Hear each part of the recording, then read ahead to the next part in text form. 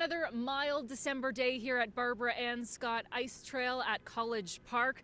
And this mild weather has been a bit of a trend over the year. We're taking a look at some of Canada's extreme weather events and looking ahead to some dire expectations for the new year.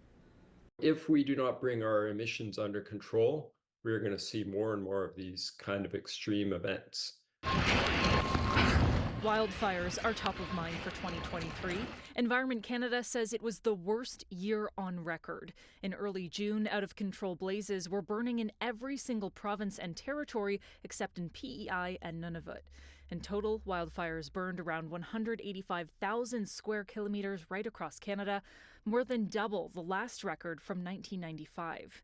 Help even came from our international friends, with hundreds of firefighters arriving from Australia, New Zealand, South Africa, and the U.S. At least 4 Canadian firefighters died while responding to the crisis. Though wildfire season is starting earlier, we've also had a drought situation. So when summer hits, the forests are already dried out, and that's why last year we saw an astonishing 18.5 million hectares burn, whereas a normal year it burns less than 4 million hectares. So that's a big jump. Smoke and haze was also a big environmental issue this year, as parts of the country were cloaked due to wildfires.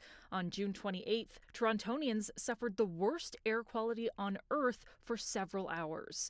The smoke also made international headlines as it traveled south of the border before drifting across the Atlantic, eventually reaching Greenland, Iceland, and other parts of Europe. It's climate change, Lee, I think, but if you change the climate, you change the weather. So the weather out your window is weird, wild, and wacky because our climate has changed. The Earth's average temperature was also one for the record books. Here in Canada, we saw the warmest summer in at least 76 years, possibly more, as national record keeping only began in 1948. In early January, it'll be declared officially that 2023 was the warmest year on record and the warmest since 1800. But some people have suggested you go back to 120,000 years. We've never had a warmer year. And Canada, the second largest country in the world, stick a thermometer into Canada, it said, well done. We were also contributing to that heat.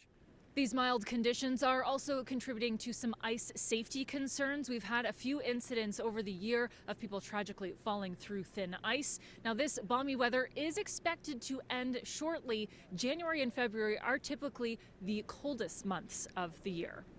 For City News, I'm Leah Johansen.